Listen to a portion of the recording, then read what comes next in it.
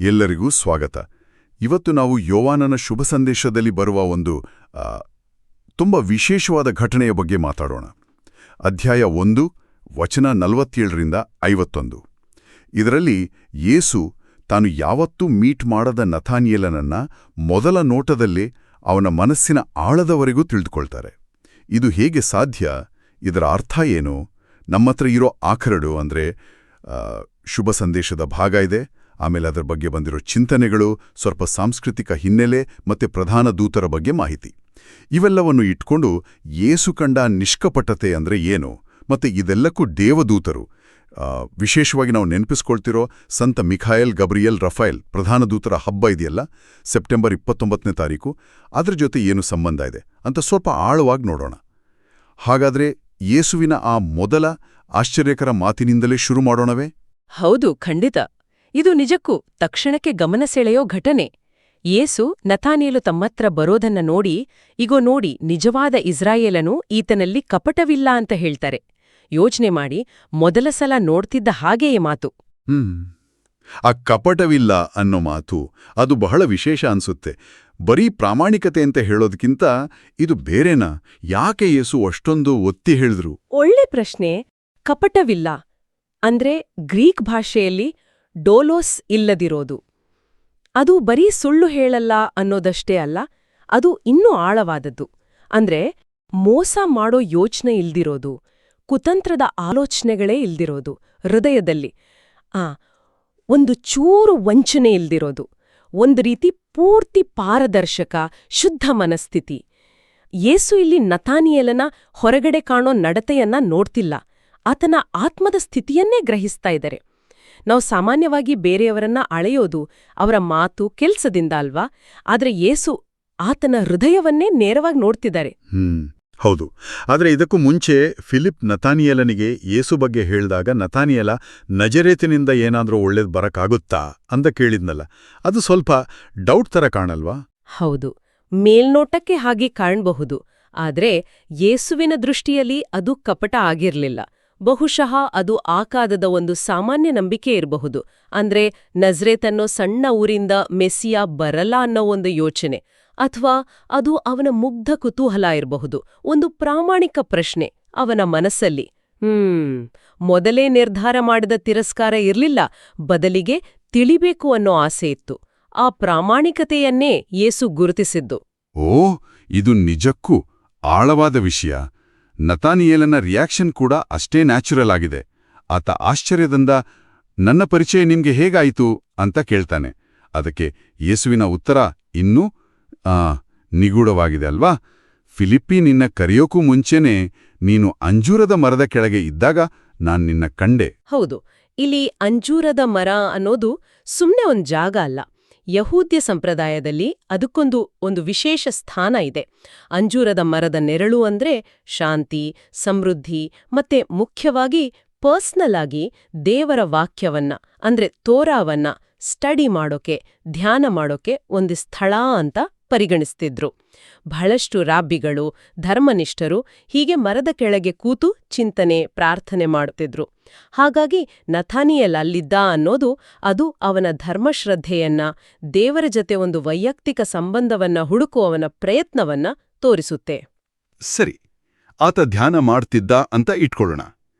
ಆದ್ರೆ ಯೇಸು ಫಿಲಿಪ್ಪ ಕರೆಯೋಕೋ ಮೊದಲೇ ನೋಡ್ದೆ ಅಂದ್ರಲ್ಲ, ಸುಮ್ನೆ ದೂರದಿಂದ ನೋಡೋದಕ್ಕೂ ಇದಕ್ಕೂ ಏನಾದ್ರೂ ವ್ಯತ್ಯಾಸ ಇದೆಯಾ? ಖಂಡಿತ ವ್ಯತ್ಯಾಸ ಇದೆ. ಯೇಸು ಹೇಳ್ತಿರೋದು ಬರೀ ಫಿಸಿಕಲ್ ಆಗಿ ನೋಡಿದ್ದರ ಬಗ್ಗೆ ಅಲ್ಲ. ಆತ ನಥಾನಿಯೇಲನ ಒಳಗನ್ನ, ಆ ಕ್ಷಣನ ಅವನ ಸ್ಪಿರಿಚುವಲ್ ಸ್ಥಿತಿಯನ್ನ, ಅವನ ಹುಡುಕಾಟವನ್ನ ಅದನ್ನ ಗ್ರಹಿಸಿದ್ರು ಅಂತ ಇದು ಸೂಚಿಸುತ್ತೆ. ಫಿಲಿಪ್ಪಿ ಕರೆಯೋಕ್ಕೂ ಮೊದಲೇ ಅನ್ನೋ ಮಾತಿದೆಯಲ್ಲ, ಅದು ಯೇಸುವಿನ ಜ್ಞಾನ. ಅದು ಮನುಷ್ಯರ ಮಧ್ಯಸ್ಥಿಕೆ ಅಥವಾ ಸಾಮಾನ್ಯ ತಿಳುವಳಿಕೆಗಿಂತ ಮೀರಿದ್ದು ಅಂತ ತೋರಿಸುತ್ತೆ. ಇದು ಅವರ ದೈವಿಕ ಸರ್ವಜ್ಞತೆ ಅಂದ್ರೆ ಒಮ್ನಿಸಿಯನ್ಸ್ ಇದೆಯಲ್ಲ, ಅದರ ಪ್ರಕಟಣೆ. ಯಾರಿಗೂ ಗೊತ್ತಿಲ್ಲದ ತನ್ನ ಪ್ರೈವೇಟ್ ಸ್ಪಿರಿಚುವಲ್ ಮೊಮೆಂಟ್ ಅನ್ನ ಈ ಅಪರಿಚಿತ ವ್ಯಕ್ತಿ ತಿಳಿದಿದ್ದಾನೆ ಅನ್ನೋ ಅರಿವು, ಅದು ನಥಾನಿಯೇಲನ ಮನ್ಸಲ್ಲಿ ಒಂದು ದೊಡ್ಡ ಬದಲಾವಣೆ ತರುತ್ತೆ. ಇದು ಸಾಮಾನ್ಯ ಜ್ಞಾನ ಅಲ್ಲ, ಇದು ದೈವಿಕ ಜ್ಞಾನ ಅಂತ ಅವನಿಗೆ ಹೊಳೆಯುತ್ತೆ. ಹೌದು, ಈ ಒಂದು ಎಕ್ಸ್ಟ್ರಾರ್ಡಿನರಿ ಅನುಭವದಿಂದ ನತಾನೇಲನ ಎಲ್ಲಾ ಸಂಶಯ ಹೋಗಿ ಆತ ತಕ್ಷಣ ಒಂದು ದೊಡ್ಡ ಘೋಷಣೆ ಮಾಡ್ತಾನೆ. ಗುರುದೇವ, ದೇವರ ಪುತ್ರ ನೀವೇ, ಇಸ್ರೇಲರ ಅರಸ ನೀವೇ. ಇದು ಸುಮ್ಮನೆ ಒಂದು ಎಮೋಷನಲ್ ರಿಯಾಕ್ಷನ್ನ ಅಥವಾ ಇದರ ಹಿಂದೆ ಇನ್ನೂ ಆಳವಾದ ಅರ್ಥ ಏನಾದರೂ ಇದೆಯಾ? ಇಲ್ಲ ಖಂಡಿತವಾಗಿಯೂ ಸುಮ್ಮನೆ ಎಮೋಷನಲ್ ಆಗಿ ಹೇಳಿದ್ದಲ್ಲ. ಇದೊಂದು ದೃಢವಾದ ನಂಬಿಕೆಯ ಘೋಷಣೆ. ಇದರಲ್ಲಿ 2 ಮುಖ್ಯವಾದ ಅಂಶಗಳಿವೆ. ಮೊದಲನೇದು, ದೇವರ ಪುತ್ರ ನೀವೇ. ಇದು ಯೇಸುವಿನ ಡಿವೈನ್ ಐಡೆಂಟಿಟಿಯನ್ನ ನೇರವಾಗಿ ಒಪ್ಪಿಕೊಳ್ಳೋದು. ಇದು ಬರೀ ಗೌರವದ ಪದ ಅಲ್ಲ, ಯೇಸುವಿನ ಮೂಲ, ಆತನ ದೈವತ್ವವನ್ನ ಗುರ್ತಿಸೋ ಮಾತು. ಎರಡನೇದು, ಇಸ್ರಾಯೇಲರ ಅರಸ ನೀವೇ. ಇದು ಯೇಸುವನ್ನ ಮೆಸಿಯಾನಾಗಿ ಅಂದ್ರೆ ದೇವರಿಂದ ಆರಿಸಲ್ಪಟ್ಟ ನಾಯಕನಾಗಿ ಸ್ವೀಕರಿಸೋದು. ಆ ಕಾಲದ ಯಹೂದ್ಯರಲ್ಲಿ ಮೆಸಿಯಾನ ಬಗ್ಗೆ ರಾಜಕೀಯ ನಿರೀಕ್ಷೆಗಳಿದ್ವು. ನಿಜ, ರೋಮನ್ ಆಳ್ವಿಕೆಯಿಂದ ಬಿಡುಗಡೆ ಮಾಡೋ ರಾಜ ಅಂತ. ನತಾನಿಯಲ್ನ ಮಾತು ಆ ನಿರೀಕ್ಷೆಯನ್ನ ಒಳಗೊಂಡಿರಬಹುದು. ಆದ್ರೆ ಯೇಸುವಿನ ದೈವಿಕ ಜ್ಞಾನವನ್ನ ನೋಡಿದ ಮೇಲೆ ಆತನ ಅರಸುತನ ಬರೀ ಈ ಲೋಕದ್ದಲ್ಲ, ಅದಕ್ಕಿಂತ ಮೀರಿದ್ದು ಅನ್ನೋ ತಿಳುವಳಿಕೆ ಕೂಡ ಅದರಲ್ಲಿ ಕಾಣುತ್ತೆ. ನಥಾನಿಯಲ್ನ ಈ ದಿಢೀರ್ ಸ್ಪಷ್ಟ ನಂಬಿಕೆಗೆ ಯೇಸುವಿನ ಪ್ರತಿಕ್ರಿಯೆನೂ ಅಷ್ಟೇ ಗಮನಾರ್ಹ. ಆತ ಅದನ್ನು ಒಪ್ಪಿಕೊಂಡು ಇನ್ನೂ ಹೆಚ್ಚಿನದಕ್ಕೆ ಇನ್ವೈಟ್ ಮಾಡ್ತಾರೆ. ಅಂಜೂರದ ಮರದ ಕೆಳಗೆ ನಿನ್ನೆ ಕಂಡೆ ಅಂತ ನಾನು ಹೇಳಿದ್ದಕ್ಕೆ ಇಷ್ಟು ನಂಬಿಕೆಯಾ? ಇದಕ್ಕಿಂತ ದೊಡ್ಡದನ್ನು ನೀನು ಕಾಣ್ತೀಯಾ ಅಂತ ಹೇಳಿ ಅಮೇರಿಯಾ ಪ್ರಾಮಿಸ್ ಕೊಡ್ತಾರೆ. ನಾನು ನಿಮಗೆ ಸತ್ಯವಾಗಿ ಹೇಳ್ತೇನೆ, ಸ್ವರ್ಗ ತೆರೆದಿರೋದನ್ನು, ನರಪುತ್ರನ ಮುಖಾಂತರ ದೇವದೂತರು ಏರೋದನ್ನು ಇಳಿಯೋದನ್ನು ನೀವು ಕಾಣ್ತೀರಿ. ಇದು ಯಾವುದೋ ಭವಿಷ್ಯದ ದರ್ಶನದ ಥರ ಕೇಳಿಸುತ್ತೆ. ಹೌದು, ಆದ್ರೆ ಇದು ಬರೀ ಭವಿಷ್ಯದ ದರ್ಶನ ಅಲ್ಲ. ಇದೊಂದು ಯೇಸು ತಮ್ಮ ಗುರುತನ್ನೇ ಘೋಷಣೆ ಮಾಡ್ತಿರೋ ಹಾಗೆ, ಮತ್ತೆ ಒಂದು ಸ್ಥಾಪನೆಯ ವಾಗ್ದಾನ. ಈ ಮಾತುಗಳು ಹಳೆ ಒಡಂಬಡಿಕೆಯಲ್ಲಿ ಬರೋ ಯಾಕೋಬನ ಕನಸು ಇದೆಯಲ್ಲ, ಆದಿಕಾಂಡ 28:12, ಅದನ್ನ ನೇರವಾಗಿ ನೆನಪಿಸುತ್ತವೆ. ಯಾಕೋಬ ಭೂಮಿಗೂ ಸ್ವರ್ಗಕ್ಕೂ ಕನೆಕ್ಟ್ ಮಾಡೋ ಒಂದು ಏಣಿಯನ್ನ ಕನಸಲ್ಲಿ ಕಂಡ. ಅದರ ಮೇಲೆ ದೇವದೂತರು ಏರ್ತಾ ಇಳಿತಾ ಇದ್ರು. ಯೇಸು ಇಲ್ಲಿ ಹೇಳ್ತಿರೋದೇನಂದ್ರೆ, ನಾನೇ ಆ ಏಣಿ, ನಾನೇ ಆ ಸೇತುವೆ. ನನ್ನ ಮೂಲಕವೇ ಸ್ವರ್ಗ ಮತ್ತೆ ಭೂಮಿ ನಡುವೆ, ದೇವರು ಮತ್ತೆ ಮನುಷ್ಯರ ನಡುವೆ ನಿಜವಾದ ಓಪನ್ ಕಮ್ಯುನಿಕೇಷನ್ ಸಾಧ್ಯ ಆಗತ್ತೆ. ದೇವದೂತರ ಆಕ್ಟಿವಿಟಿ ಇನ್ನು ಮುಂದೆ ನನ್ನ ಮೂಲಕ ನಡೆಯುತ್ತೆ ಅಂತ ಸೂಚಿಸುತ್ತೆ. ನರಪುತ್ರನು, ಇದು ಯೇಸು ತಮಗಾಗಿ ಹೆಚ್ಚಾಗಿ ಬಳಸ್ತಿದ್ದ ಟೈಟಲ್. ಇದು ಅವರ ಹ್ಯುಮ್ಯಾನಿಟಿಯನ್ನ, ನರ ಅಂದ್ರೆ ಮನುಷ್ಯ, ತೋರಿಸುತ್ತೆ. ಅದೇ ಸಮಯದಲ್ಲಿ ದಾನಿಯೇಲನ ಪ್ರವಾದನೆಯಲ್ಲಿ ದಾನಿಯೇಲ್ 7:13-14 ಬರೋ ಹಾಗೆ ದೈವಿಕ ಅಧಿಕಾರ, ಮಹಿಮೆ ಇರೋ ಸ್ವರ್ಗೀಯ ವ್ಯಕ್ತಿಯನ್ನು ಸೂಚಿಸುತ್ತೆ. ಇದು ಅವರ ದೈವತ್ವ ಮತ್ತೆ ಮಾನವತ್ವ ಎರಡನ್ನೂ ಒಳಗೊಂಡಿರೋ ಪದ. ದೇವದೂತರು ಏರೋದು ಮತ್ತೆ ಇಳಿಯೋದು ಅಂದ್ರೆ ನಿರಂತರವಾದ ದೈವಿಕ ಚಟುವಟಿಕೆ, ಸ್ವರ್ಗ ಮತ್ತೆ ಭೂಮಿ ನಡುವಿನ ಸಂವಹನವನ್ನ ಸೂಚಿಸುತ್ತೆ. ಮತ್ತೆ ಈ ಸಂವಹನದ ಸೆಂಟರ್, ಮೀಡಿಯಂ ಯೇಸು ಕ್ರಿಸ್ತನೇ. ಇಲ್ಲಿ ಇನ್ನೊಂದು ವಿಷಯನೂ ಗಮನಿಸಬಹುದು ನೋಡಿ. ನಿರ್ಮಲ ಹೃದಯಗಳು ದೇವರನ್ನು ಕಾಣುವರು ಅಂತ ಯೇಸು ಹೇಳಿದ್ರಲ್ಲ ಅಷ್ಟಭಾಗ್ಯಗಳಲ್ಲಿ, ನತಾನಿಯೇಲನ ಕಪಟವಿಲ್ಲದ ನಿರ್ಮಲ ಹೃದಯವೇ ಅವನಿಗೆ ಈ ದೈವಿಕ ಸತ್ಯವನ್ನ ಬೇಗ ಗ್ರಹಿಸೋಕೆ ಮತ್ತೆ ದೇವರ ಪುತ್ರನನ್ನ ಕಾಣೋಕೆ ಸಾಧ್ಯ ಮಾಡಿತು. ಹೌದು. ಹಾಗಾದ್ರೆ ನಥಾನಿಯೇಲನ ಆ ಒಂದು ವೈಯಕ್ತಿಕ ಪ್ರಾಮಾಣಿಕತೆಯಿಂದ ಶುರುವಾದ ಮಾತುಕತೆ ಈಗ ಸ್ವರ್ಗವೇ ತೆರೆದು ದೇವದೂತರು ನರಪುತ್ರನ ಮುಖಾಂತರ ಕೆಲಸ ಮಾಡೋ ಒಂದು ದೊಡ್ಡ ದರ್ಶನದ ವಾಗ್ದಾನಕ್ಕೆ ಬಂದು ನಿಂತಿದೆ. ಈ ದೇವದೂತರ ಉಲ್ಲೇಖ ಇದು ನೇರವಾಗಿ ನಮ್ಮನ್ನ ಪ್ರಧಾನ ದೂತರ ಹಬ್ಬದ ಚಿಂತನೆಗೆ ತರುತ್ತೆ ಅಲ್ವಾ? ಖಂಡಿತವಾಗಿಯೂ ಯೇಸುವಿನ ಈ ಮಾತುಗಳು ದೇವದೂತರು ಸುಮ್ನೆ ಕಥೆಗಳಲ್ಲ, ಅವರು ದೇವರ ಪ್ಲಾನ್ನಲ್ಲಿ ಆಕ್ಟಿವ್ ಆಗಿ ಪಾತ್ರವಹಿಸೋ ರಿಯಲ್ ಜೀವಿಗಳು ಅಂತ ದೃಢಪಡಿಸುತ್ತೆ. ಮತ್ತೆ ನಾವು ಸೆಪ್ಟೆಂಬರ್ 29ಕ್ಕೆ ಆಚರಿಸೋ ಸಂತ್ ಮಿಖಯೇಲ್, ಗೇಬ್ರಿಯೇಲ್ ಮತ್ತೆ ರಫಾಯಲ್ ಪ್ರಧಾನ ದೂತರ ಹಬ್ಬ ಇದೆಯಲ್ಲ, ಅದು ಈ ದೇವದೂತರ ಸೇವೆಯನ್ನ ನೆನಪಿಸ್ಕೊಳ್ಳೋಕೆ ಒಂದು ವಿಶೇಷ ಅವಕಾಶ ಕೊಡುತ್ತೆ. ಈ ಹಬ್ಬದ ಹಿಸ್ಟ್ರಿ ಕೂಡ ಇಂಟ್ರೆಸ್ಟಿಂಗ್ ಆಗಿದೆ.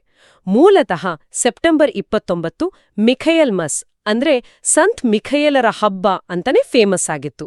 ಇದು ರೋಮ್ನಲ್ಲಿ 4ನೇ ಶತಮಾನದಲ್ಲಿ ಸಂತ್ ಮಿಖಯೇಲರಿಗೆ ಡೆಡಿಕೇಟ್ ಮಾಡಿದ ಒಂದು ಬಸೀಲಿಕಾದ ವಾರ್ಷಿಕೋತ್ಸವ ದಿನ ಆಗಿತ್ತು. ಸಂತ್ ಗೇಬ್ರಿಯೇಲ್ ಮತ್ತೆ ಸಂತ್ ರಫಾಯೇಲರ ಹಬ್ಬಗಳನ್ನ ಬೇರೆ ಬೇರೆ ದಿನ ಆಚರಿಸ್ತಿದ್ರು. ಆದ್ರೆ 1969ರಲ್ಲಿ ಕ್ಯಾಥೋಲಿಕ್ ಸಭೆಯ ಕ್ಯಾಲೆಂಡರ್ ರೀಫಾರ್ಮ್ ಆದಾಗ ಈ ಮೂವರು ಪ್ರಧಾನ ದೂತರಾಗಿ ದೇವರ ಸಂದೇಶ ಕಳಿಸೋದ್ರಲ್ಲಿ ಮತ್ತೆ ಜನನನ್ನ ನೋಡಿಕೊಳ್ಳೋದ್ರಲ್ಲಿ ವಹಿಸೋ ಮುಖ್ಯವಾದ ಒಂದಕ್ಕೊಂದು ಪೂರಕವಾದ ಪಾತ್ರಗಳನ್ನ ಗುರುತಿಸಿ ಅವರ ಹಬ್ಬಗಳನ್ನ ಒಂದೇ ದಿನಕ್ಕೆ ತಂದ್ರು. ಓ ಹಾಗಾದ್ರೆ ಈ ಮೂವರು ಪ್ರಧಾನ ದೂತರ ಸ್ಪೆಸಿಫಿಕ್ ರೋಲ್ಸ್ ಬಗ್ಗೆ ನಮ್ಮ ಆಕರಗಳು ಏನು ಹೇಳ್ತವೆ, ಸ್ವಲ್ಪ ಅದ್ರ ಬಗ್ಗೆ ಮಾತಾಡೋಣ. ಮೊದಲಿಗೆ ಮಿಖೇಯಲ್. ಇವರ ಹೆಸರಿನ ಅರ್ಥ ದೇವರ ಹಾಗೆ ಇರುವವರು ಯಾರು? ಇವರನ್ನ ದೈವಿಕ ಸೈನ್ಯದ ಮುಖ್ಯಸ್ಥ, ಕೆಟ್ಟ ಶಕ್ತಿಗಳ ವಿರುದ್ಧ, ಮುಖ್ಯವಾಗಿ ಸೈತಾನನ ವಿರುದ್ಧ ಹೋರಾಡೋ ಯೋಧ ಅಂತ ನೋಡ್ತಾರೆ. ಪ್ರಕಟಣೆ ಪುಸ್ತಕದಲ್ಲಿ ಇದರ ಉಲ್ಲೇಖ ಇದೆ ಅಲ್ವಾ? ಹಾಗಾಗಿ ಇವರು ಪ್ರೊಟೆಕ್ಷನ್, ಜಸ್ಟಿಸ್ ಮತ್ತೆ ಧೈರ್ಯದ ಸಿಂಬಲ್. ಹೌದು, ಪ್ರಕಟಣೆ 12:7-9ರಲ್ಲಿ ಬರುತ್ತೆ. ಆಮೇಲೆ ಗ್ಯಾಬ್ರಿಯಲ್. ಇವರ ಹೆಸರಿನ ಅರ್ಥ ದೇವರು ನನ್ನ ಶಕ್ತಿ. ಇವರು ದೇವರ ಮುಖ್ಯ ಮೆಸೆಂಜರ್. ಹಳೆ ಒಡಂಬಡಿಕೆಯಲ್ಲಿ ದಾನಿಯೇಲನಿಗೆ, ಹೊಸ ಒಡಂಬಡಿಕೆಯಲ್ಲಿ ಜಕರಿಯಾನಿಗೆ, ಮತ್ತೆ ತುಂಬ ಮುಖ್ಯವಾಗಿ ಕನ್ಯಾ ಮಡಿಯಳಿಗೆ ಯೇಸುವಿನ ಜನನದ ಬಗ್ಗೆ ಶುಭ ಸುದ್ದಿ ತಂದವರು ಇವರೇ. ಇವರು ಡಿವೈನ್ ರೆವಲ್ಯೂಷನ್ ಮತ್ತೆ ಗೈಡೆನ್ಸ್ನ ಸಂಕೇತ. ಕರೆಕ್ಟ್. ಕೊನೆಯದಾಗಿ ರಫಾಯೇಲ್. ಇವರ ಹೆಸರಿನ ಅರ್ಥ ದೇವರು ಗುಣಪಡಿಸ್ತಾರೆ. ಇವರು ಪಾತ್ರ ಮುಖ್ಯವಾಗಿ ತೋಬಿತನ ಗ್ರಂಥದಲ್ಲಿ ಕಾಣುತ್ತೆ. ಅಲ್ಲಿ ಇವರು ತೋಬಿತನ ಮಗನ ಪ್ರಯಾಣದಲ್ಲಿ ಜತೆಗಾರನಾಗಿ, ರಕ್ಷಕನಾಗಿ, ಆಮೇಲೆ ತೋಬಿತನ ಕುರುಡುತನವನ್ನು ವಾಸಿ ಮಾಡೋರಾಗಿ ಕೆಲಸ ಮಾಡ್ತಾರೆ. ಇವರು ಡಿವೈನ್ ಹೀಲಿಂಗ್, ಪ್ರಯಾಣಿಕರ ರಕ್ಷಣೆ ಮತ್ತೆ ಮಾರ್ಗದರ್ಶನದ ಸಿಂಬಲ್. ಹೌದು, ಈ ಮೂವರ ಪಾತ್ರಗಳು ಬೇರೆ ಬೇರೆ ಇದ್ರೂ ಏಸುವಿನ ಮಾತಿನ ನರಪುತ್ರನ ಮುಖಾಂತರ ಬೆಳಕಲ್ಲಿ ನೋಡಿದಾಗ ಒಂದು ಮುಖ್ಯವಾದ ಸತ್ಯ ಕ್ಲಿಯರ್ ಆಗುತ್ತೆ. ಅದೇನಂದ್ರೆ, ಈ ಎಲ್ಲಾ ದೇವದೂತರ ಚಟುವಟಿಕೆಯ ಸೆಂಟರ್ ಪಾಯಿಂಟ್ ಏಸು ಕ್ರಿಸ್ತ. ಅವರ ಸೇವೆ ನಡೆಯೋದು ಕ್ರಿಸ್ತನ ಅಧಿಕಾರದ ಕೆಳಗೆ. ಆತನೇ ಸ್ವರ್ಗಕ್ಕೂ ಭೂಮಿಗೂ ನಡುವಿನ ಬ್ರಿಡ್ಜ್ ಆಗಿರೋದ್ರಿಂದ ದೇವದೂತರು ಆ ಬ್ರಿಡ್ಜ್ ಮೇಲೆ ಕೆಲಸ ಮಾಡೋ ದೇವರ ಸೇವಕರು. ಇದು ಸುಮ್ನೆ ಹಿಂದಿನ ಕಥೆಯಲ್ಲ, ಇವತ್ತಿಗೂ ನಿಜ. ಇದರ ಅರ್ಥ ದೇವದೂತರು ನಮ್ಮ ಸ್ಪಿರಿಚುವಲ್ ಲೈಫ್ನಲ್ಲೂ ಆಕ್ಟಿವ್ ಆಗಿದ್ದಾರೆ. ಸಂತ ಮಿಖೇಯಲರು ಪಾಪದ ಪ್ರಲೋಭನೆಗಳ ವಿರುದ್ಧ ಹೋರಾಡೋಕೆ ನಮ್ಗೆ ಹೆಲ್ಪ್ ಮಾಡ್ತಾರೆ. ಸಂತ ಗಬ್ರಿಯೇಲರು ದೇವರ ಚಿತ್ತವನ್ನ ಅಥವಾ ಗೈಡೆನ್ಸ್ನ ಅರ್ಥ ಮಾಡ್ಕೊಳ್ಳೋಕೆ ನೆರವಾಗ್ತಾರೆ. ಮತ್ತೆ ಸಂತ ರಫಾಯೇಲರು ಶರೀರದ, ಮನಸ್ಸಿನ ಮತ್ತೆ ಸ್ಪಿರಿಚುವಲ್ ನೋವುಗಳಿಂದ ಗುಣವಾಗೋಕೆ ಮತ್ತೆ ಜೀವನದ ಪ್ರಯಾಣದಲ್ಲಿ ಸೇಫ್ ಆಗಿರೋಕೆ ಸಹಾಯ ಮಾಡ್ತಾರೆ. ಬಾಗಿಲು ಮತ್ತೆ ಆತನ ಸೇವೆಯಲ್ಲಿರೋ ದೇವದೂತರ ರಿಯಾಲಿಟಿ ಒಳಗೂ ಬಂದು ತಲುಪಿದ್ವಿ. ಈ ಚರ್ಚೆಯಿಂದ ನಾವು ಕಲಿಬಹುದಾದ ಮುಖ್ಯ ವಿಷಯಗಳನ್ನ ಒಟ್ಟಿಗೆ ಹೇಳೋದಾದ್ರೆ, ನಿಷ್ಕಪಟ ಹೃದಯದ ವ್ಯಾಲ್ಯೂ, ದೈವಿಕ ಸತ್ಯವನ್ನ ಫೇಸ್ ಮಾಡಿದಾಗ ಬರೋ ನಂಬಿಕೆ, ಯೇಸು ತಾನೇ ದೇವರು ಮತ್ತೆ ಮನುಷ್ಯರ ನಡುವಿನ ಲಿವಿಂಗ್ ಕನೆಕ್ಷನ್ ಅನ್ನೋದು. ಮತ್ತೆ ಈ ಕನೆಕ್ಷನ್ನಲ್ಲಿ ದೇವದೂತರ, ವಿಶೇಷವಾಗಿ ಮಿಖಾಯೇಲ್, ಗಬ್ರಿಯೇಲ್, ರಫಾಯೇಲರ ಆಕ್ಟಿವ್ ರೋಲ್ ಎಲ್ಲವೂ ಕ್ರಿಸ್ತನಲ್ಲಿ ಸೆಂಟರ್ ಆಗಿದೆ. ನಿಖರವಾಗಿ ಇದೆಲ್ಲದರ ಪ್ರಾಕ್ಟಿಕಲ್ ಇಂಪಾರ್ಟೆನ್ಸ್ ಏನು ಅಂತ ಕೇಳಿದ್ರೆ, ನಮ್ಮ ಆಕರಗಳು ಕೆಲವು ಡೈರೆಕ್ಟ್ ಆದ ಆಲೋಚನೆಗಳಿಗೆ ನಮ್ಮನ್ನ ಕರ್ಕೊಂಡು ಹೋಗ್ತವೆ. ಮೊದಲನೇದಾಗಿ, ನಮ್ಮದೇ ಪ್ರಾಮಾಣಿಕತೆಯನ್ನ ಪರೀಕ್ಷೆ ಮಾಡ್ಕೊಳ್ಳೋಕೆ ಇದು ಪ್ರೇರೇಪಿಸುತ್ತೆ. ನನ್ನ ಹೃದಯದಲ್ಲಿ, ನನ್ನ ರಿಲೇಶನ್ಶಿಪ್ಗಳಲ್ಲಿ, ದೇವರ ಜೊತೆಗಿನ ನನ್ನ ನಡಿಗೆಯಲ್ಲಿ ಕಪಟ ಎಲ್ಲಾದ್ರೂ ಇದೆಯಾ? ನಾನು ಎಷ್ಟು ಟ್ರಾನ್ಸ್ಪರೆಂಟ್ ಆಗಿದ್ದೀನಿ ಅಂತ ಕೇಳ್ಕೋಬೇಕು. ಎರಡನೆಯದಾಗಿ, ಯೇಸುವಿನ ನಿಜವಾದ ಗುರುತನ್ನ ನಾವು ಹೇಗೆ ಸ್ವೀಕರಿಸಿದೀವಿ ಅಂತ ಯೋಚನೆ ಮಾಡೋಕೆ ಇದು ಕರೆಯುತ್ತೆ. ನತಾನಿಯೇಲನ ಥರ ಆತನ ದೈವಿಕತೆಯನ್ನ ಮತ್ತೆ ಆತನ ಅರಸುತನವನ್ನ ನಾನ್ ನಿಜವಾಗ್ಲೂ ಒಪ್ಕೊಂಡಿದ್ದೀನಾ? ಮೂರನೇದಾಗಿ, ದೇವದೂತರ ಅಸ್ತಿತ್ವ ಮತ್ತು ಅವರ ಸಹಾಯವನ್ನ ನಮ್ಮ ಜೀವನದಲ್ಲಿ ಸೀರಿಯಸ್ ಆಗಿ ತಗೊಳ್ಳೋಕೆ ಇದು ಆಹ್ವಾನಿಸುತ್ತೆ. ಅವರು ಬರೀ ಸುಂದರ ಚಿತ್ರಗಳಲ್ಲ, ನನ್ನ ಸ್ಪಿರಿಚುವಲ್ ಹೋರಾಟದಲ್ಲಿ, ಡಿಸಿಷನ್ಗಳಲ್ಲಿ, ನೋವುಗಳಲ್ಲಿ ದೇವರ ಕಡೆಯಿಂದ ಬರೋ ಹೆಲ್ಪ್ ಅಂತ ನಾನು ನಂಬ್ತೀನ. ಮತ್ತೆ ಕೊನೆಯದಾಗಿ, ಇದು ಬರೀ ನಂಬಿಕೆ ಅಲ್ಲ, ಇಮಿಟೇಷನ್ಗೂ ಕರೆ ಕೊಡುತ್ತೆ, ಅಂದ್ರೆ ಅನುಕರಣೆ. ಪ್ರಧಾನ ದೂತರ ಮಾದರಿಯಲ್ಲಿ ನಾವು ದೇವರ ಸತ್ಯವನ್ನ ಧೈರ್ಯವಾಗಿ ಹಂಚಿಕೊಳ್ಳೋಕೆ ಗಬ್ರಿಯೇಲರ ಥರ, ಕೆಟ್ಟದ್ದನ್ನ ವಿರೋಧಿಸಿ ಒಳ್ಳೇದಕ್ಕೆ ನಿಲ್ಲೋಕೆ ಮಿಖಾಯೇಲರ ಥರ, ಮತ್ತೆ ಅಗತ್ಯ ಇರೋರಿಗೆ ಹೀಲಿಂಗ್, ಸಮಾಧಾನ ಮತ್ತೆ ಸಹಾಯ ಮಾಡೋಕೆ ರಫಾಯೇಲರ ಥರ ಪ್ರಯತ್ನ ಪಡ್ಬೇಕು. ಸರಿ, ಹಾಗಾದ್ರೆ ಇದೆಲ್ಲದರ ಒಟ್ಟು ಚಿತ್ರಣ ಏನು? ನಾವು ಅಂಜೂರದ ಮರದ ಕೆಳಗೆ ಒಬ್ಬಂಟಿಯಾಗಿ ದೇವರನ್ನ ಹುಡುಕ್ತಿದ್ದ ಒಬ್ಬ ವ್ಯಕ್ತಿ ಅಂದ್ರೆ ನತಾನಿಯೇಲನಿಂದ ಶುರುಮಾಡಿ ಸ್ವರ್ಗವೇ ತೆರೆದು ದೇವದೂತರು ಸ್ವತಃ ದೇವರ ಮಗನ ಮೇಲೆ ಏರಿಳಿಯೋ ಒಂದು ಭವ್ಯ ದರ್ಶನದವರೆಗೆ ಬಂದಿದ್ದೀವಿ. ಇದು ತೋರಿಸೋದು ಏನು ಅಂದ್ರೆ ಒಬ್ಬ ವ್ಯಕ್ತಿಯ ಪರ್ಸನಲ್ ಪ್ರಾಮಾಣಿಕ ಹುಡುಕಾಟ ಹೇಗೆ ಒಂದು ವಿಶಾಲವಾದ ದೈವಿಕ ರಿಯಾಲಿಟಿ ಮತ್ತೆ ಅದರ ಪ್ಲಾನ್ ಜೊತೆ ಕನೆಕ್ಟ್ ಆಗಿದೆ ಅನ್ನೋದನ್ನ ಇದು ಕ್ಲಿಯರ್ ಮಾಡುತ್ತೆ. ಹೌದು, ಅದೊಂದು ಅದ್ಭುತವಾದ ಕನೆಕ್ಷನ್. ನಮ್ಮ ಆಕರಗಳ ಆಧಾರದ ಮೇಲೆ ಕೊನೆಯ ಚಿಂತನೆಯನ್ನ ಹಂಚ್ಕೊಳ್ಳೋದಾದ್ರೆ ಈ ಘಟನೆ ಒಂದು ಮುಖ್ಯವಾದ ಸತ್ಯವನ್ನ ಎತ್ತಿ ತೋರಿಸುತ್ತೆ. ಒಬ್ಬ ವ್ಯಕ್ತಿಯ ಅತ್ಯಂತ ಖಾಸಗಿಯಾದ, ಪ್ರಾಮಾಣಿಕವಾದ, ನಿಷ್ಕಪಟವಾದ ಹುಡುಕಾಟ, ಉದಾಹರಣೆಗೆ ಅಂಜೂರದ ಮರದ ಕೆಳಗಿನ ನತಾನಿಯೇಲನ ಧ್ಯಾನ, ಅದು ದೈವಿಕ ಮತ್ತೆ ಮಾನವ ಲೋಕಗಳ ನಡುವಿನ ಆಳವಾದ ಜೀವಂತ ಸಂಪರ್ಕದ ದರ್ಶನವನ್ನ ತೆರೆಯೋ ಶಕ್ತಿಯನ್ನ ಹೊಂದಿದೆ. ಈ ಸಂಪರ್ಕ ಕ್ರಿಸ್ತನ ವ್ಯಕ್ತಿತ್ವದಲ್ಲಿ ಸ್ಥಾಪಿತವಾಗಿದೆ ಮತ್ತೆ ದೇವದೂತರ ಸೇವೆಯಿಂದ ಸಪೋರ್ಟ್ ಆಗಿದೆ. ಹಾಗಾದ್ರೆ ನಮ್ಮೆಲ್ಲರಿಗೂ ಒಂದು ಯೋಚನೆ ಮಾಡೋಕೆ ಪ್ರಶ್ನೆ: ನಮ್ಮದೇ ಆದ ಪ್ರಾಮಾಣಿಕ ಹುಡುಕಾಟ, ಚಿಂತನೆಯ ಅಥವಾ ಪ್ರಾರ್ಥನೆಯ ಖಾಸಗಿ ಕ್ಷಣಗಳು, ಅವು ಎಷ್ಟೇ ಚಿಕ್ಕದಾಗಿ ಅಥವಾ ಸಾಮಾನ್ಯ ಅಂತ ನಮಗೆ ಅನ್ಸಿದ್ರೂ, ಸ್ವರ್ಗ ಮತ್ತೆ ಭೂಮಿ ನಡುವಿನ ಈ ಜೀವಂತ ಸಂಪರ್ಕದ ಬಗ್ಗೆ ಯೇಸು ವಾಗ್ದಾನ ಮಾಡಿದ ಇದಕ್ಕಿಂತ ದೊಡ್ಡದನ್ನ ನಮ್ಮ ತಿಳುವಳಿಕೆಯಲ್ಲಿ ಹೇಗೆ ತೆರೀಬಹುದು? ಪ್ರಿಯರೇ, ಈ ಚಾನೆಲ್ ಅನ್ನು ಸಬ್ಸ್ಕ್ರೈಬ್ ಮಾಡಿ ಪ್ರತಿದಿನ ದೇವರ ವಾಕ್ಯವನ್ನು ಆಲಿಸುತ್ತಾ ಅದನ್ನು ಇತರರೊಂದಿಗೆ ಹಂಚಿಕೊಳ್ಳಲು ನಮಗೆ ನೆರವಾಗಿರಿ. ಧನ್ಯವಾದಗಳು.